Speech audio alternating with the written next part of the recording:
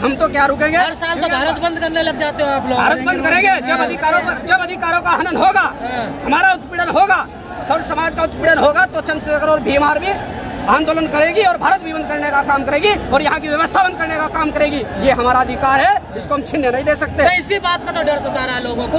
क्या डर सता रहा है? कि आप लोग करते रहे तो करेंगे हमारा। आप लोग इतना बोलने लगे हैं। लोकतंत्र में अधिकार है भाई, सबका बोलने का अधिकार है, आपका भी बोलने का अधिकार है, लेकिन ये बीजेपी सरकार नहीं चाहती है तो मीडिया को भी कमरे में बंद कर लेती है। अरे मनुस्मृति के हिसाब से चलना चाहिए आप। क्यों चलना चाहिए मनुस्मृति के हिसाब से? हम बाबा साहब डॉक्टर भीमराव अम्बेडकर जी के संविधान से चलेंगे। ये देश चलेगा तो संविधान से चलेगा, किसी की बकौती नहीं है ये देश। संविधान तो बदलने की बात हो रही है।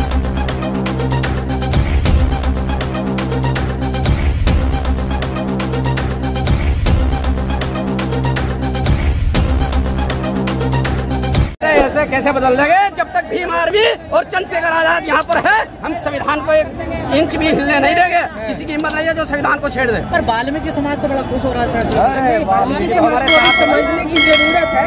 और जो आप चर्चा कर रहे हैं मनुस्मृति, अरे मनुस्मृति किस तरह से लागू हो जाएगा? या भारत देश है, भारत देश संविधान से चलता है। बाबा साहेब भीमराव अम्बेडकर के बनाए हुए संविधान की देन है जो आप आज हमसे बात कर रहे हैं और हम आपसे बात कर रहे हैं। हमें पढ़ने की अधिकार मिला। देखिए कोर्ट में जो गए वो भी तो आप ही के लोग गए ना। देखिए वो भी तो दलित ही थे ना जो कोर्ट में याचिका जिन लोगों ने लगाई है। ये कोई सवर्ण ब्राह्मण प्रकाश तो था नहीं। यह बीजेपी और नरेंद्र मोदी की चाल है। उन्होंने नरेंद्र मोदी के आदेश के अनुसार सुप्रीम कोर्ट ने ये वर्गीकरण की सुविधाएं और लाने का काम किया। तब जाकर के बहुजन समाज ने और SC/ST समाज ने उनके खिलाफ आप देखें कि पूरा भारत बंद है और आज पूरा दिल्ली बंद है। आप देख सकते हैं दिल्ली की सड़कें सूनी पड़ी हुई है। जब दिल्ली की सड़कें सूनी पड़ती है तो आप जान सकते हैं कि सांसद भवन में क्या होता है। अब क्रांति करने लगे आप लोग। क्रांति हम अपने बहुजनों की आवाज के लिए, उनकी हक और अधिकार के लिए हम लोग क्रांति कर रहे हैं।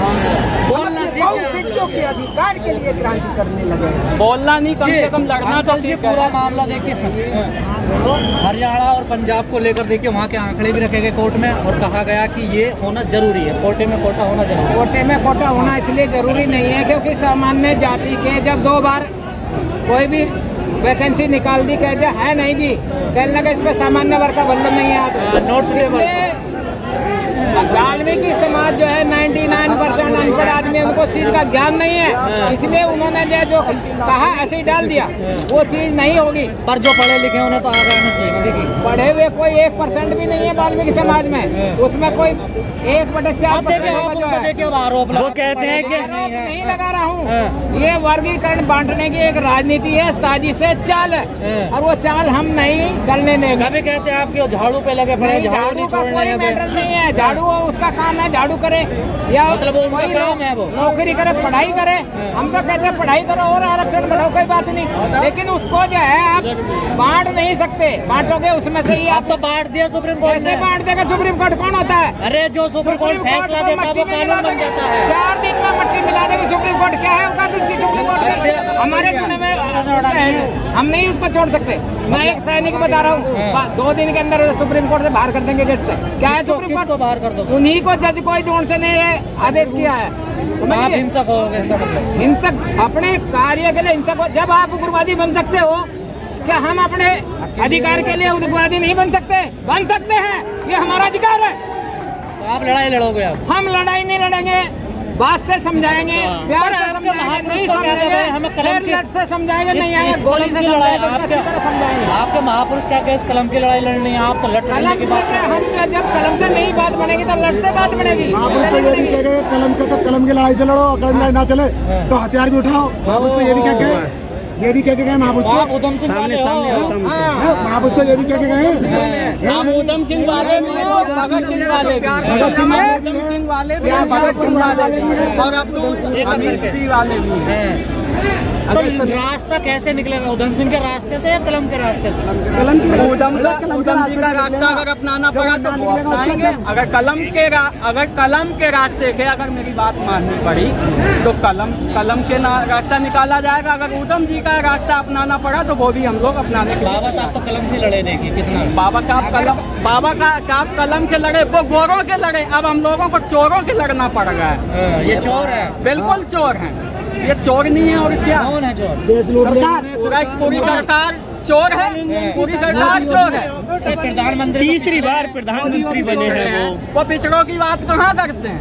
पिछड़ों की बात कहाँ करते हैं? वो तो अंबानी अडानी की बात करते हैं, वो पिछड़ों की बात कहाँ करते हैं? कभी उन्होंने पिछड़ों की बात की है? वो तो अंबानी अडानी की बात करते हैं। तीसरी बार जनता प्रधानमंत्री बनाई उन्हें, वो कहते हैं देखिए कितना लोकप्रिय। वो बैकाकी पे अटके हुए हैं महोदय, वो बैकाकी पे अटके हुए हैं। कभी भी गिर सकती है वो बैकाकियाँ, कभी भी हट सकती हैं वो बैकाकियाँ, कभी भी हट सकती हैं। कैसे हटेंगे बताइए जरा।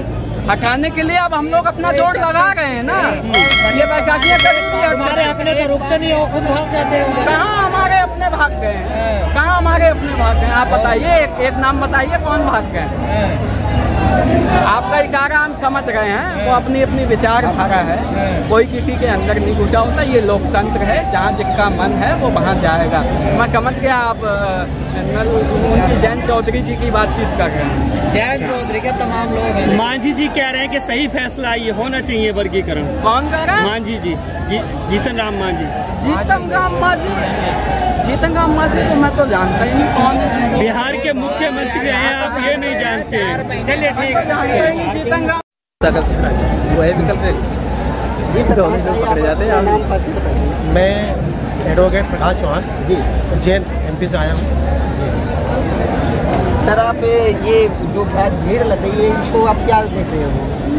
ये भीड़ नहीं है, ये बहुजन समाज का युवा तैयार हो चुका है और मनवाद के जाल से निकलकर ये बहुजन समाज को यहाँ पर सत्ता दिलाने के लिए आया है। और मैं कहना चाहता हूँ देश की मनवादी सरकार से कि ये भीड़ नहीं है, ये बहुजन के वो युवा हैं जब मनवाद की छाती में खेल ठोकने के लिए आए हैं। सर बहुजनों में तो कई लोग हैं, बहुजन आप कैसे बना रहे हैं? बहुजन तो बन ही नहीं रहे। आपने बहुत अच्छा प्रश्न किया, ये बहुजन बनाने की ही तैयारी है। और मैं आपके माध्यम से समस्त बहुजन समाज को ये कहना चाहता हूँ कि वो वक्त आ गया है कि 15 बार 85 का राज नहीं चलेगा।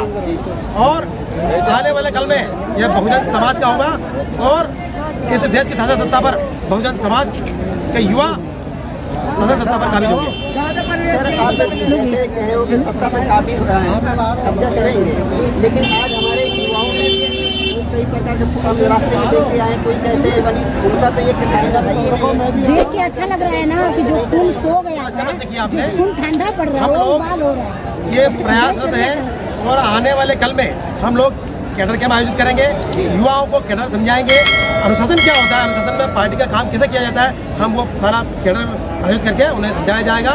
और अनुशासन में उनको ये समझाया जाएगा कि सत्ता किस प्रकार हासिल की जाती है और किस प्रकार हमारा आज़ाद समाज पार्टी के अध्यक्ष भाई चंद्रकांत आज़ाद जी की एक एक बात को हमें किस प्रकार हमारे जीवन में उतारना है और महापुरुषों के मिशन को कामयाब बनाना है। महापुरुषों की बात करते हैं, महापुरुषों ने कलम से अपना हाथ लगी है, लेकिन आज हमारे समाज के लोग झंडा लेकर घूम रहे हैं। बिल्कुल सही कहा आपने। उन्होंने साथ में ये भी कहा था कि यदि बैलेट पेपर से काम ना हो तो बुलेट की भी इंतजाम हमें करना है।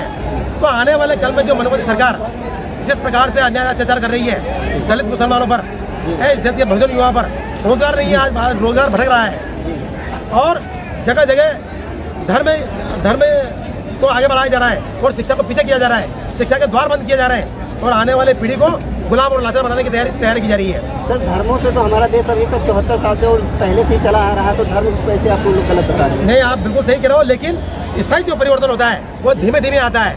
अचानक परिवर्तन, स्थायी परिवर्तन के लिए मैं समझता हूँ कि वो ठीक नहीं है।